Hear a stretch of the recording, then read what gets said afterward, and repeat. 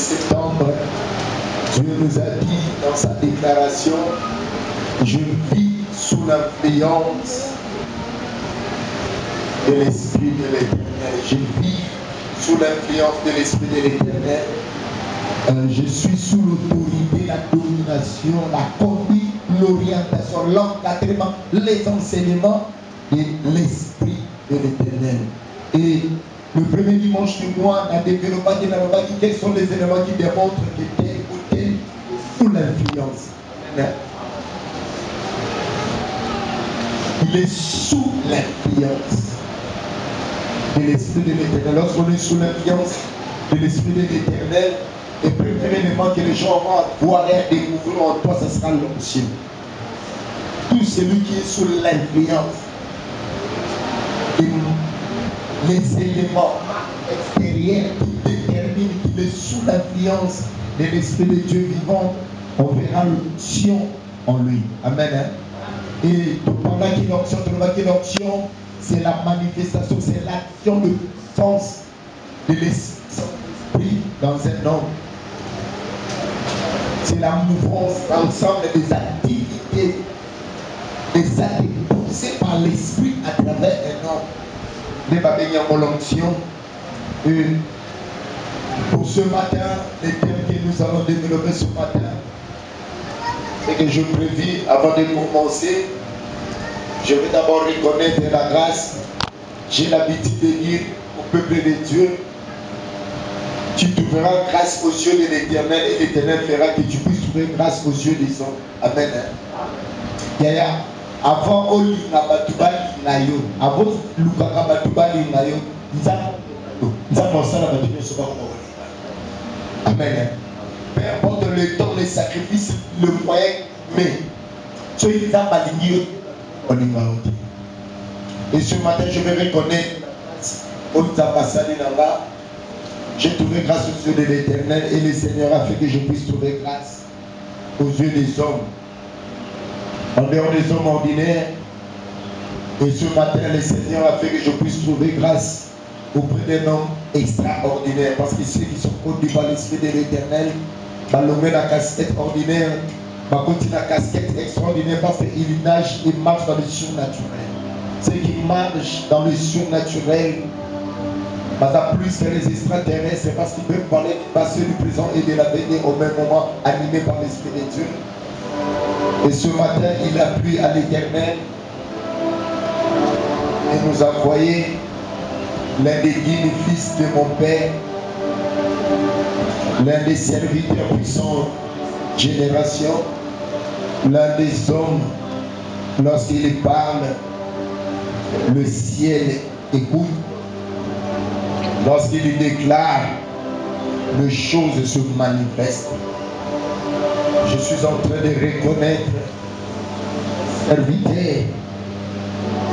Lorsqu'il écrit, les montagnes, les chancelles, le fleuve recule. Je peux confirmer que l'Esprit de l'Éternel est sur lui. Je peux confirmer qu'il parle de la part de l'Éternel. Je peux confirmer qu'il est de la grâce des élus, de ceux qui entendent et parlent des choses d'en haut.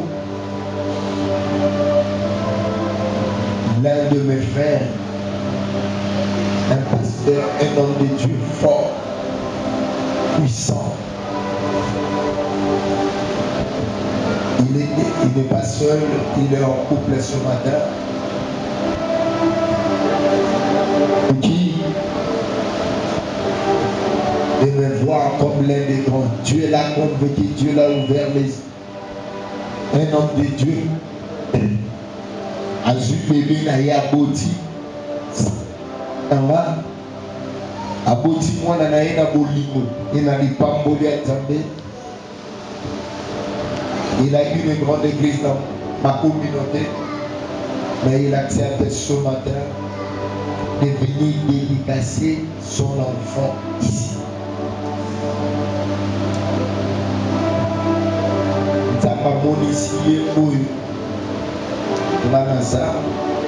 Parce qu'un homme de Dieu,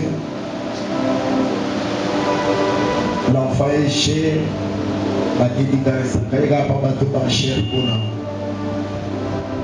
Le pasteur Dédé, ceux qui sont réunis, tout le monde qui est moi, pour papa, Katina Rema. Dans Souba, il aura aussi le temps à la fin de clôturer la prière et bénir le peuple de Dieu. Mais ce matin, la limite à l'église se reconnaître la grandeur. On ne peut pas être grand si tu ne sais voir la grandeur. On ne peut pas aller très loin si tu ne peux pas voir loin. Je te reconnais comme celui qui est porteur de la grâce et ta présence ce matin ici fera que les choses, oui, mais ça les capacités et ça les capacités que tu es là. Est-ce qu'on peut s'élever et acclamer cet homme de Dieu? Vraiment, vraiment. Ah, tout le monde salut la Bible, celui qui nous a fait grâce. Je parle de là, le pasteur de Dieu. Un homme de Dieu puissant. Un homme de Dieu fort. Sois béni. Merci. Kombo na Yesu. Bakanga mibozo kanga bana kombo na Yesu. Na tonga lelo. Alaki nango. Et ça problème ezobomwa na témoignage au nom de Jésus. Lorsque des lions se rencontrent, mbolo wa pusana. Na bengi ndoki ya bomama na yo mboloko. Na bengi ndoki ya quartier na yo mboloko. Na lobi lorsque le lion se promener, ba même dans la musika et na tongwa lelo, personne a maïna makila, personne dans le monde des esprits à cause de la autorisé à ça et la combo naï. Le ciel est ouvert. Dieu a libéré la possibilité afin que tout le monde puisse être touché ce matin. Au Pambono, à Combo. Et ouvert. Mikono est dans la vita. Allô. Et thème dans la tongwa lelo, volume. Thème ya tongwa lelo, parce que ceux qui vivent sous l'influence de l'Esprit de l'Éternel, à part le fait qu'il dégage l'onction, à part le fait qu'il marche dans le miraculeux, parce à la rassure sur un point fort et capital, oui, la Gisaka, qui est basé sur l'influence, c'est la révélation. Amen. Le thème dans la tombe, la révélation. Est-ce que tu peux mettre dans la révélation? Yaya, tu ne peux pas être animé de l'Esprit de Dieu et manquer de révélation. C'est impossible. Tu ne peux pas être animé, conduit par l'Esprit de Dieu et être à côté des choses cachées. Elle a dit, ceux qui sont conduits par l'Esprit de Dieu sont fils de Dieu. Et ceux qui sont fils de Dieu marchent dans la révélation. La révélation, c'est le fait d'être en contact avec les faits inattendus. Lorsqu'on est dans la révélation, on est en contact avec des choses au bâtiment de Bayokati. Amen. Hein? Ça, c'est pas bon.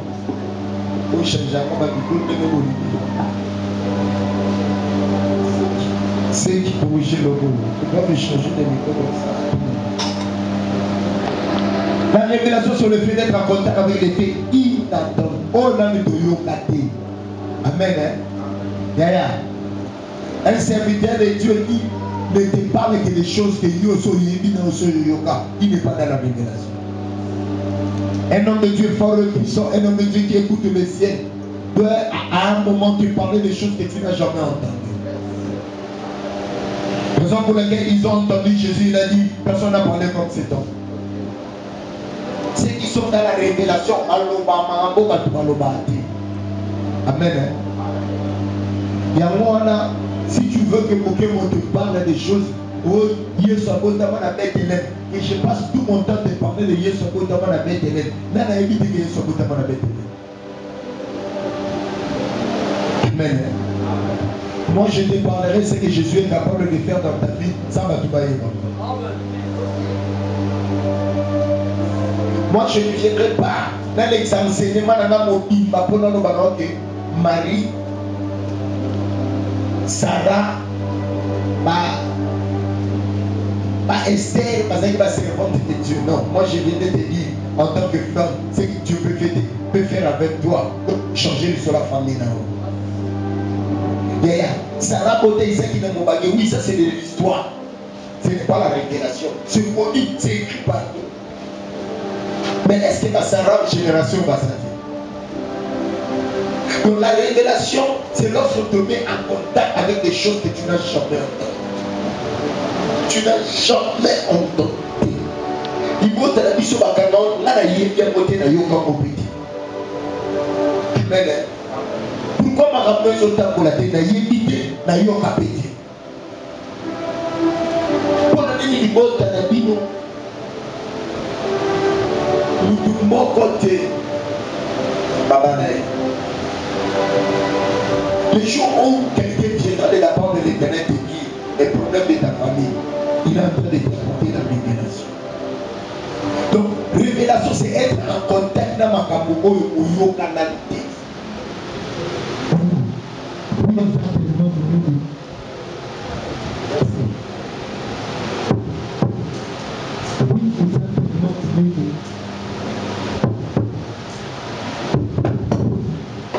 La révélation, c'est être en contact avec les choses qu'ils ont entendues. Il les a tellement menés que Maramou a Koyeba, il s'est levé. Amen. Ma belle non jamais la vie sur le Dieu d'éternité. Il n'a ni commencement ni fin. Il y a la famille, il y a la famille, il y a les gens qui ont été là, ils ont évité mes salades. Quartier au côté, il y a un côté au Sigo, quartier d'existence avant eux. Ma belle zone Tata, il y a un Niati en haut. Et ça, ma belle est là avant eux. Donc la révélation, c'est d'apporter les faits. Makabo est Zalaka. Oyonde, Otiro Yebati. Oyo Mabete la Olisoro. On a le matin à Motema na Ote. On a le coma na Matoi na Ote. Ce matin, à part le fait que je vais t'amener la révélation, je t'apporterai aussi l'esprit qui amène les gens dans la révélation. Je ne suis pas là seulement. Je suis là aussi pour te mettre en contact avec l'esprit.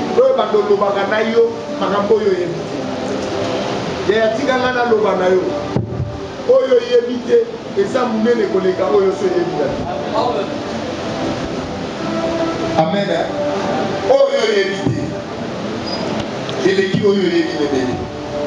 On a eu monité.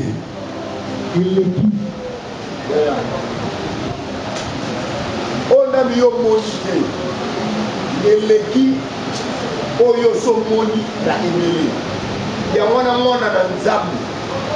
Chaque jour demande à l'Éternel. Changa contact na makambo na ye.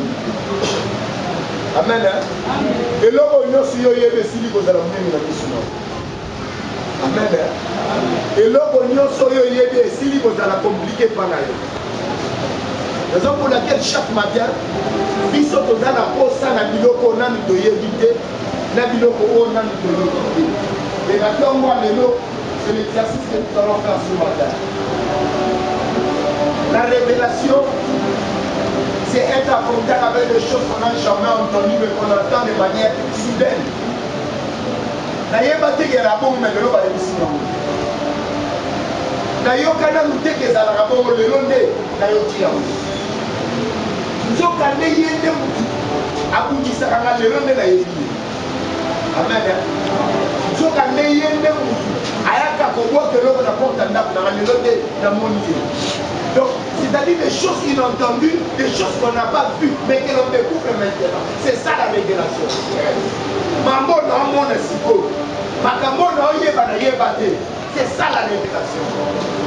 La révélation, ce n'est pas des choses au yokaka. Au moment où vous comprenez, et ça, Makamona, yebate, na yokate, na côté en contact avec les symboles. Le misolo va mettre les symboles. Il y a un lobby d'ailleurs. La ligne va mettre les solo symbole à Congo d'ailleurs. La révélation, c'est prendre les connaissances des choses cachées que l'on met à votre disposition. C'est prendre les connaissances des choses cachées. Il y a Ebele Bombali, Ebele et Bombali.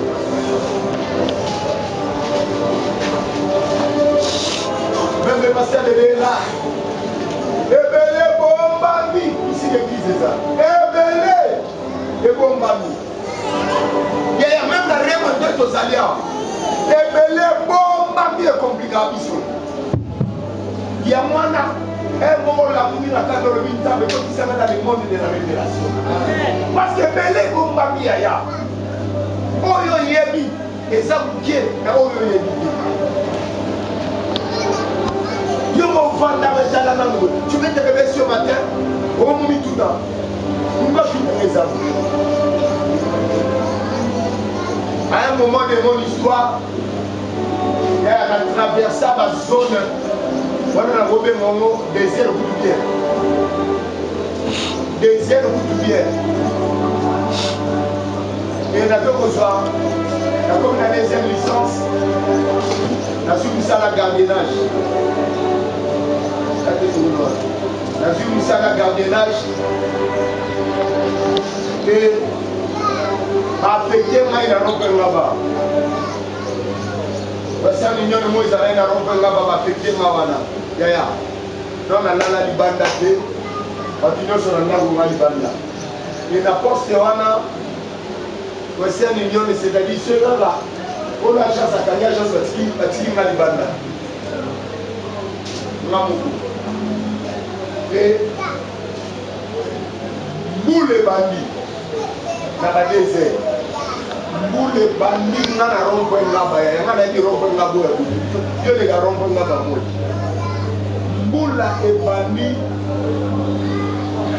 la matinée du déjà climatiseur, de ce fait que, on a sorti la scène pour la Nicolo, la télé moi qui est le gauche, je suis sur le Gaouchi, dans le Mamoko, il y a un abandonné.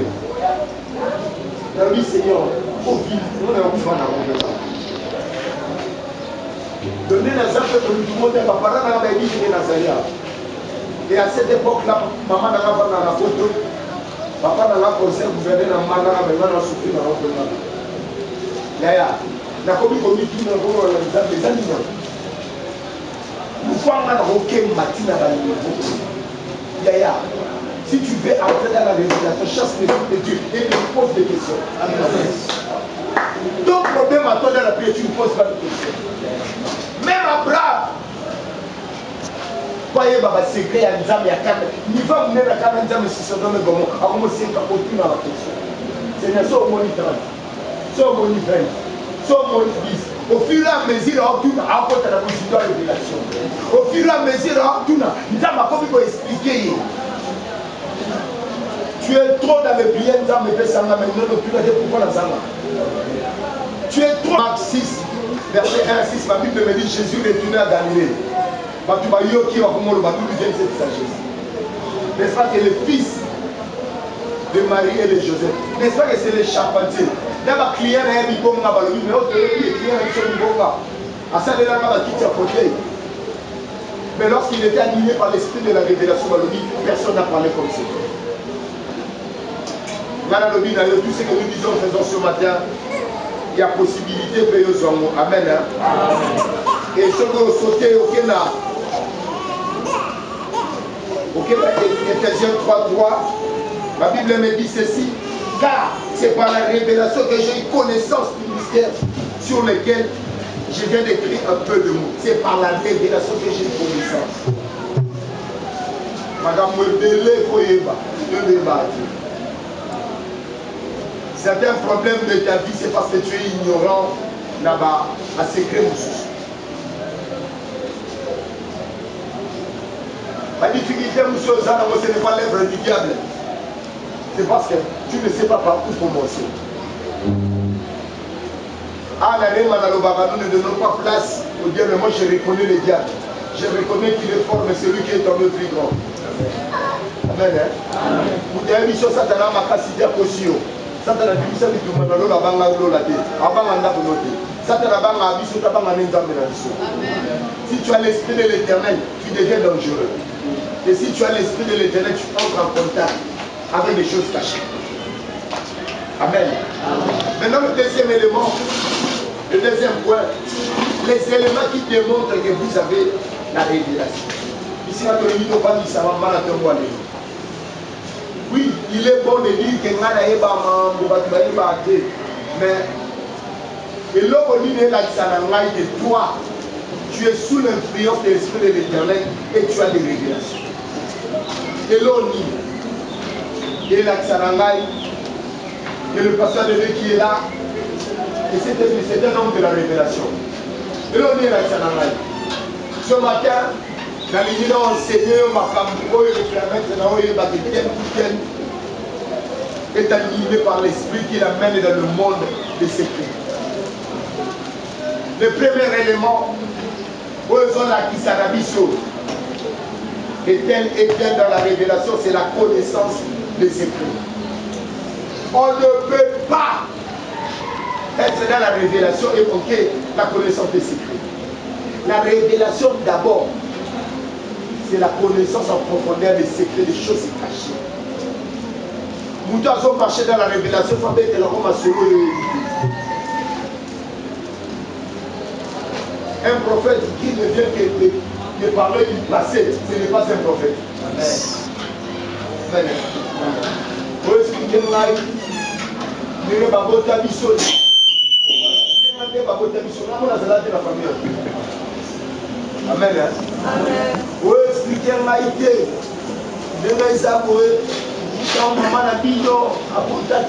Oui, c'est bon. Mais après, la révélation, c'est de parler de l'avenir, des choses cachées, que tu ignores. Amen. Amen. Donc le premier élément, c'est la connaissance des secrets. Le bas il faut n'aller pas secret. Il faut n'aller pas secret. Le bas il faut n'aller pas secret. Amen. Amen. Parce que secret là, il y a même dans le monde des esprits. Amen. Amen. Amen.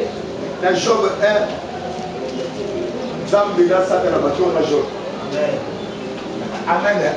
Yaya, yo ko vandi samara te tata mo sina no ko ba lo ga yini yaya mane kanina te.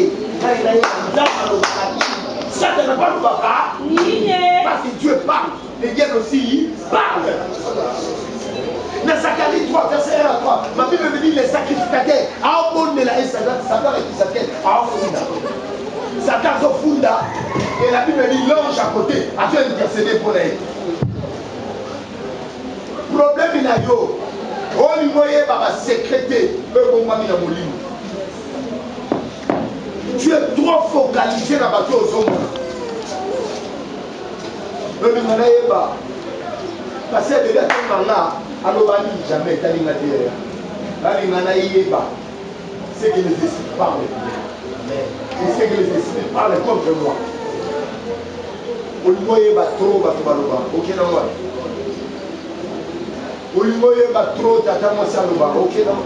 tu dépasses beaucoup d'énergie. Oui, tu dépenses beaucoup d'énergie.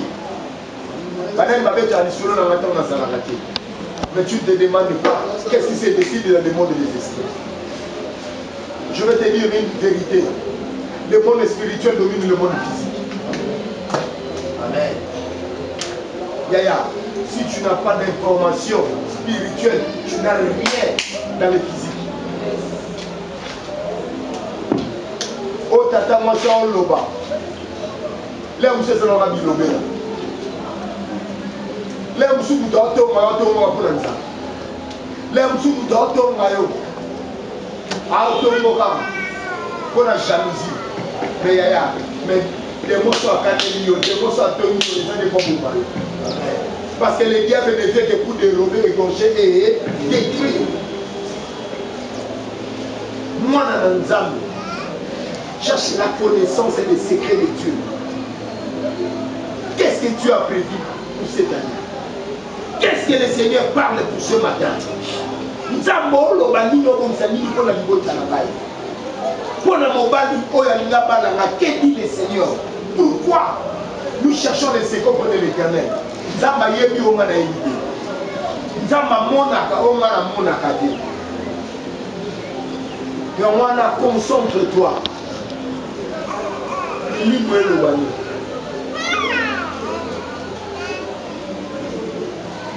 Oui, mais ma fille, tu ne peux pas te réveiller un matin, regarde la découpe en Doloba. Tu le monde autour en vrai, il y a Tigaï. Même si vous allez. Même si il y a Tigaï l'obité, avant de raisonner, on a parlé de lui. Et là, on s'en est dans le tour, on va aller dans Tigaï. Alors, yo, si koyo, au niveau famille, simplement, dans la yo, pour le communautaire. Yeah. Là, on a évité que la capture va le voir dans 6 mois. À l'église, le gars, comment on a des églises? À 6 000 ici. Si on n'a pas la suite à là-bas. Donc on a lié à la marque dans la Dieu. Mais on a fait un solo, on n'a pas de naté. Donc le solo a rien. On a vraiment le bagino. La vie dans la ici. Donc, bananio. Hey, les gars. Il y a un autre qui a passé que Dieu a dit pour cette année. Il y a d'autres qui sont venus sur un moula. Et ça, on m'a ramené comme ça. Amen. Il y a un mot qu'on a à Guéro. Il y a 2028, il y a un mot comme ça. Il y a un sacrifice lié salement. Il y a comment préparer le peuple de Dieu à être épargné, à être béni. On a remis tout dans nos pasteurs. On a remis au fan de la paix. On a mis dans la capture pour le bani pour là. Aïe, aïe.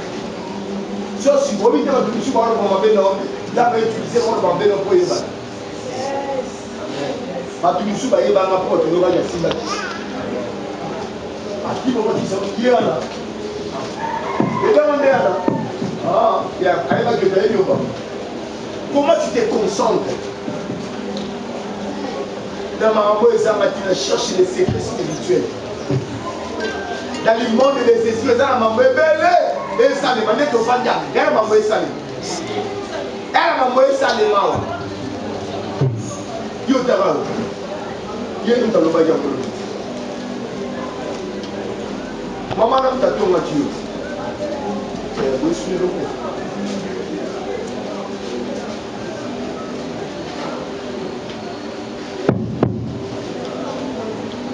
La connaissance et les secrets, c'est savoir des choses qui ne sont pas connues que, c'est savoir des choses qui ne sont connues que de l'Éternel. Amen. Yaya, la connaissance des secrets. Moi, dans le Nzam, nous voyons baka au Nzamaï. Maintenant, il y a ça. Au Lugate, au Tata Mosa, au Lubaï.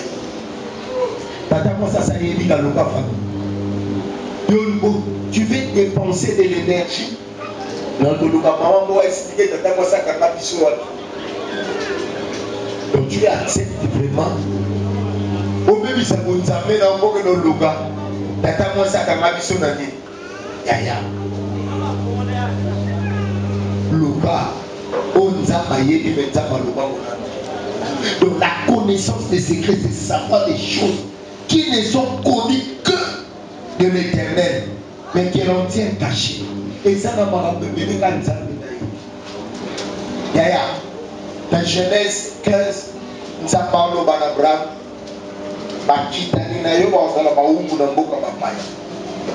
Ce n'est que le Seigneur n'a pas dit Israël, vous devez comment ça dit. Et Abraham, nous avons dit yo au Koufa Moubangé à Kinia. Yaya, au lieu de faire l'isama, au lieu de lobby de Exalandé. Yo sont fait l'isama, au lieu de lobby à Exalandé. Il faut chercher les choses qui sont de la connaissance de l'Éternel. Yaya, Tikamana Lobana vérité. Bandoki, baïdi à venir. Bako Sayo, Mutu moko ta yebi dans 10 ans et années. Qui t'a dit que tata mentionné dans 10 ans ça? Muta yebi lobi na yo ezanzambe. Et muta obetelo lisora lobi no lokola nzambe azati. Donc la connaissance des secrets, c'est chercher l'information auprès de l'Éternel. Car il est le maître de toute information. Amen. Dans Genèse 18, verset 17 à 19. Genèse 18, dans verset 1, ma Bible me dit, Abraham ayaki ayambi nzambe na ndako. Il a vu 3 hommes debout devant lui. Il a supplié bavandi na ye, baniel na ye, tant babimi na ye. Tala. Nzambe alobi maintenant, cet homme est sous l'influence. Il faut aller baba secret. Nzambe alobi, cacherai-je à mon serviteur Abraham ce que je vais faire. Si tu es la vie de l'esprit, Nzambe alobi na ma paix. Pas les Israéliens qui ont couru. Il y a un autre qui a dit pour David, aucun ennemi ne le surprendra. Dans la révélation, même le Seigneur lui-même, en mon amour, il a bien été. Il a bien été. Il a pas béni sur le monde. Il a pas bon que le malade. Il y a combien de fois beaucoup de prière intense. Ainsi parle l'Éternel. Ok, Bachelo Koboé. Ok, Yaya. Et ça m'a quitté. Alors le Seigneur sait que diable a tué Deutéronome 29, j'ai lu la parole du Seigneur. Les choses cachées sont pour l'Éternel. Chacun n'a pas tout nayo. Nzamba bomba quand on peut délai qui voit le bénéfice. Les gens pensent que la Bible a tout dit. La Bible n'a pas tout dit. La Bible a dit c'est que le Seigneur les gars est Amen. Amen. Il y a un vie dans au monde union sauté. Au monde il a de haut nzamba il a tout le monde. Et ça dans nous les nano monde. Donc notre responsabilité c'est de chercher au nzamba yebi. Mais maintenant on a bien. La gloire de Dieu c'est de cacher les choses. Puis son nom de responsabilité et ça au Luka, au Yeba, ni Bombama. Ni Nzamba Yeli pour la moine à eux.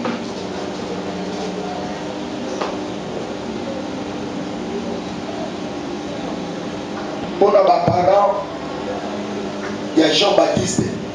Bah pour moi la mère. Moi on m'appelle l'information sur la divinité de Dieu qu'a dit Jean-Baptiste.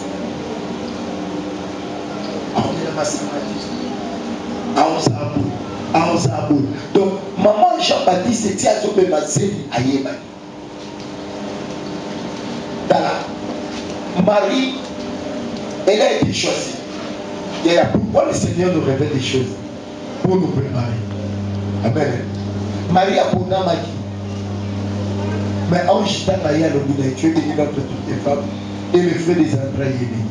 Le Saint-Esprit viendra sur vous. Aux oisés, c'était pour la préparer. Et on a le baba, toute information que tu reçois dans le monde des esprits, c'est pour te préparer à prendre une décision. Tu prends trop de décisions sans avoir la connaissance et ni les bombes ni les bombes. Et belé chacun a tout dans la vie. Et belé de yoyéité. Et belé de yoyéité. Et quels sont les éléments qui déclenchent la connaissance des secrets? Le premier élément, c'est que tu apportes à l'Éternel. Nous avons posé les abomba. Mais yo ça n'a besoin de makamboana. Mais qu'est-ce que tu apportes à l'Éternel pour que le ciel soit ouvert en ta faveur? Qu'est-ce que tu apportes pour nous apporter la Olola? Abraham a offert à l'Éternel. Abraham, avant Zambayanta, Matira Lobate Kachira Jako Servite. Abraham a pris Sinza.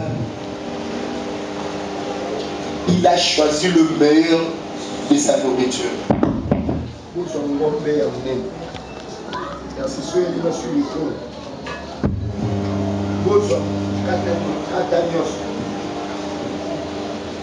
Boye, comme un bombe, moi un bombe à ma fouta. Va offrir l'enzame. L'enzame, à comment nous va pas secret. Yaya, même dans les renseignements, l'information coûte cher. L'information coûte cher. Toi, tu crois vraiment que pour qu'on dans le monde des secrets, il faut que l'on mette la chambre de l'eau directement, tu peux aller dans le bal. Et là, on a dit que si on met le groupe, ça va c'est ta vie. Rien n'est plus précieux dans la mission de monter maintenant. Rien n'est plus précieux dans la mission de monter maintenant. Commence d'abord à donner ta vie à Jésus.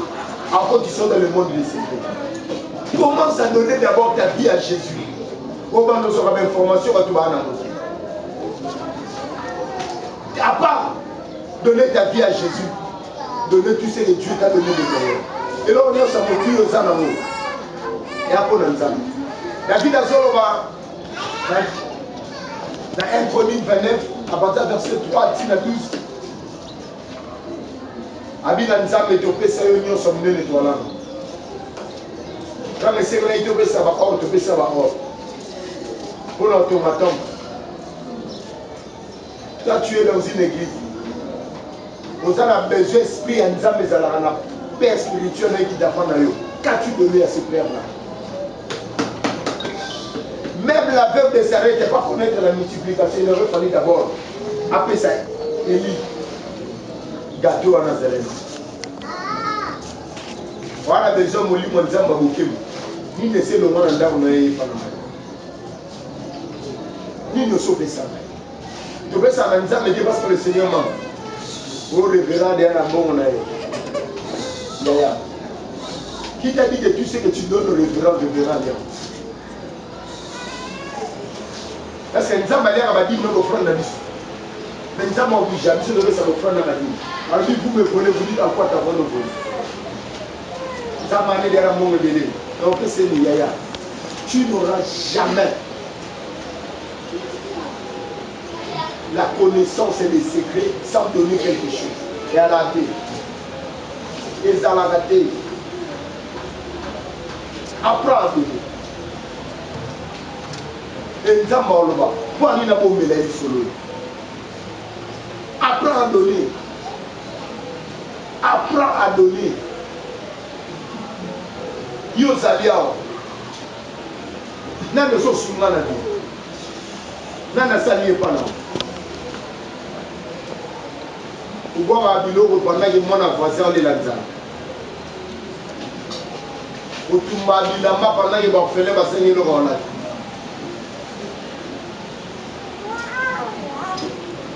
On peut s'en offrir à 1000 francs. La culte à Tomo, la 18e, voilà la capella. On a la samela, on a la mélana, on a la sangaté, mais du dollar mieux. Et à combien? 1 kilo de boulot. Et à combien? Le rôle dépenser la nuit sur 20 $. Je peux s'offrir la 1000 francs. Pour le bilan, mais moi je fais des secrets. Tu n'auras rien dans le monde des esprits si tu ne donnes rien. Tu n'auras rien si tu ne donnes rien. Il ne faudrait pas dire ah, parce que là, nous avons pas le barabe là, parce que les gars, le barabe, oui. Moi, la question là, et après, le président là, je vais me venir à Rosa de la Réa. Bon, on a eu le retour de l'église. Mais mon livre, on a la église de retour de la vie. J'ai suivi un débat dans le but. Parce que le but, en fait, c'est belle famille à 800 000 $. Ah, Bandini, on va se faire passer. Et un homme de Dieu le dit l'église à Marcelo, frère de la combien vont m'organiser. Toi, tu crois que tu sais que les hommes de Dieu vont se retrouver dans la forme. Il y en a dans le lobby, on attend où aller. Tu veux avoir des sections, il faut payer un peu. Et l'homme va mener l'enfêlé à la radio. Et l'homme va mener l'enfêlé, ils allaient rater. Abraham, quand on t'a donné le monde des secrets, il a donné quelque chose à l'Éternel. Et toi, tu es là ce matin. Ni de s'opposer à mon nez, mais dans l'âme. On t'a pas besoin de se ramener dans le monde. Bino mona ngote. Les gens ont besoin d'informations, on les sait. Yo me lisera. Yo les sait gaga. Yo me lisera. Oyo rappelle tout le monde solo. Yo est baïté. Ami vous expliquer. Quel côté quartier sika. Wa mkumu wa quartier wana. Kendela memele no. Awo expliquer quartier mo. Awo expliquer quartier mo bimba. Papa fana on explique. Omoni abiso to la ndebo. Omoni lupango wana faut que bana mama wana. Yaya kwa ni kwa lié o amelaki. Yo ko fungula mo ko ntambe ti. O ko fungula mo ko ntambe ti. Qu'est-ce que tu apportes? Oh, tu cherches où tu es, même si tu as tout le temps à ta place à militer, par le monde, le corbeau et les renards. Au fur et à mesure que les renards sont en train de parler, tu n'as rien. Comment finir? Tu n'apportes rien de sucré dans les armées. Rien. Oh, ça, nous n'aurons jamais fait. Mais la tombe, les lois, le Seigneur va te convaincre. Et ça, il faut y aller. Mais pour y aller, il faut ça. Nzamba yebi mutu nyoso ndenge otona Nzamba yebi lolengo obimba etumba wana Nzamba yebi lolengo ko gagner ba wana. Mais ton problème à toi est que tu manques l'information. Tu ne sais pas comment faire. Et ma mituba mususu dans lequel matin pour la pour y baramoudé. Mais si on nous faut dans le monde des systèmes, il faut avoir quelque chose ici à venir.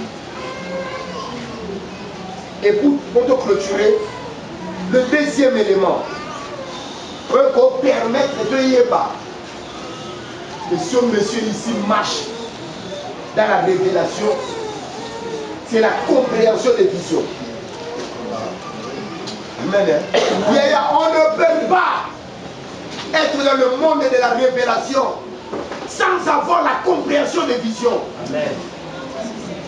Si tu n'es pas dans le monde de la compréhension des visions, tu n'es pas dans la révélation. Parce que Dieu parle tantôt d'une manière, tantôt d'une autre. Il faut la compréhension des visions. La compréhension des visions, c'est être capable de comprendre ce que l'on perçoit ou on voit par l'esprit. Yaya, au monde, au yoga. Le Seigneur peut te faire grâce au monaka, au yokaka. Mais pour te dire que tu es dans la révélation, il faut comprendre naka. Maramozo mona, na mamosa nini, au yoka. La compréhension de la vision, c'est être capable de se projeter et expliquer l'avenir. Expliquer le futur. Expliquer ce qui doit arriver. Un prophète doit te parler de l'avenir. Ce qui sera demain. Ce qui sera demain. Quand la minute est au élément pour parler de ce qui arrivera dans son avenir.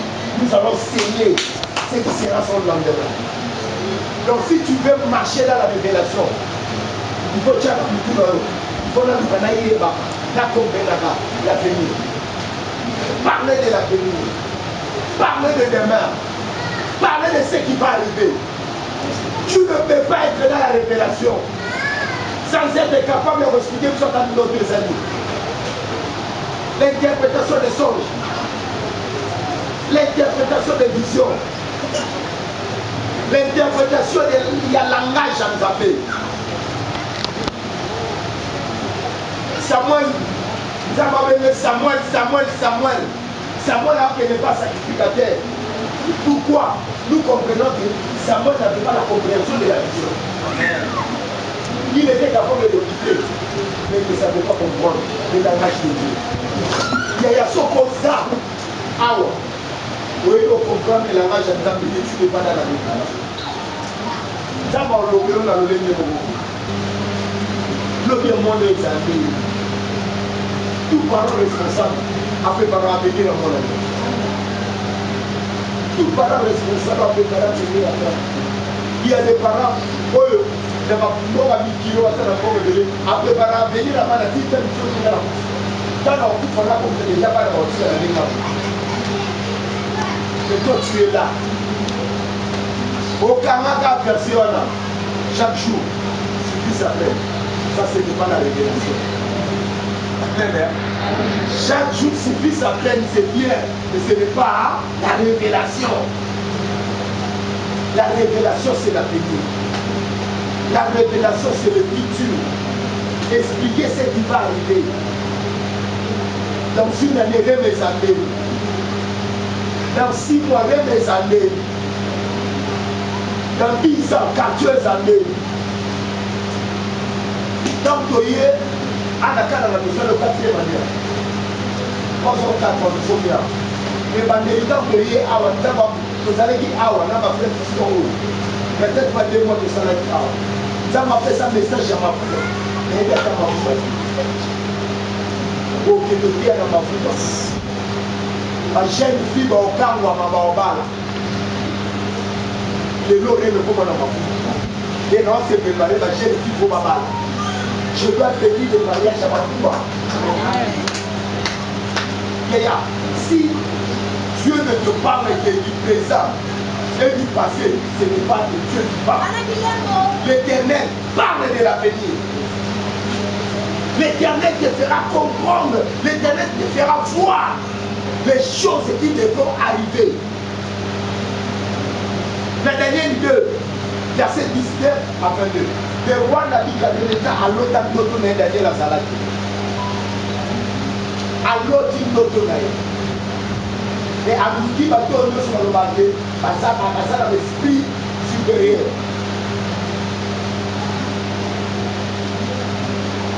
Je vous précise, naïf, compréhension, il y a d'autres côtés dans le marché. Quelqu'un a tout beau.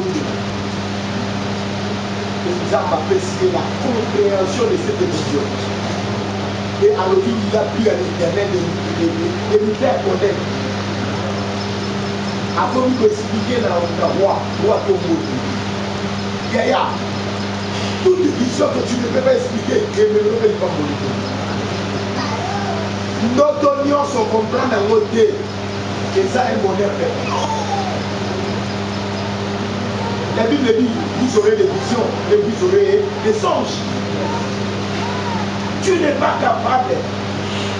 Il y a aussi la vision. Il y a un moment quand le Seigneur te donne la vision, il y a des dons. Quand il te donne la révélation, il y a des dons de révélation. Parlons de prophétie. Parlons de prophétie. Le discernement des esprits. Dans les abaco, on peut s'en avoir. Mais au fond, il est mort. Nous allons vite les mamans, les mamans. Non, on a dit ça, ce n'est pas la prophétie. Ça, c'est la parole de prophétie. Il y a quelqu'un qui a dit, je verrai ainsi que je vais. Dans 5 ans, ça, c'est la révélation. Quelqu'un qui parle de la vie. Dans le monde, dans d'autres. Au nom de ça. Dans le monde, nous avons l'obéissance. Loko okuta na mogo na mona nzamba lobi na la La bino, l'obio, si tu n'es pas capable de voir la vidéo, tu peux faire le lot. Chaque jour, aucun personne, chaque jour suffit sa peine. Vous va payer papa et le yeah, nana personne est battu toute la mélodie de mon origine. Nana est là, dimanche prochain. Moi, à sa beauté, cherche à côté. L'objet les examiner. L'objet les examiner. Tu n'as pas de projection. Au moins, à la ligne, la libala. Le libala les examiner. L'objet à pas la examiner.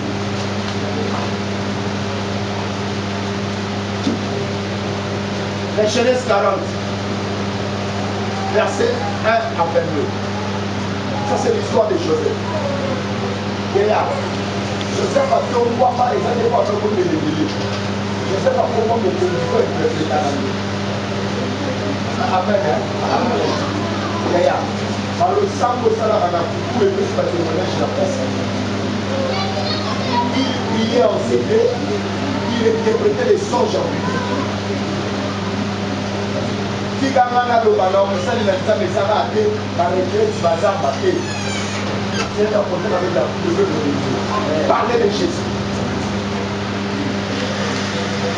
C'est ma bouquet, ma gueule, c'est le médecin, au monde en a été. Au monde en a été. Ma bouquet, le verra Nicolas Santa Sala Mangenge, Yaya. N'abdolukanini. Je suis ici à l'église en train de prier la nuit. Et le matin, j'attends le peuple de Dieu pour parler des choses. Et si au matin, il y a le vélo dessus. Si au matin, il y a le vélo à payer. Quand l'on dit que ça va mal, on a fait.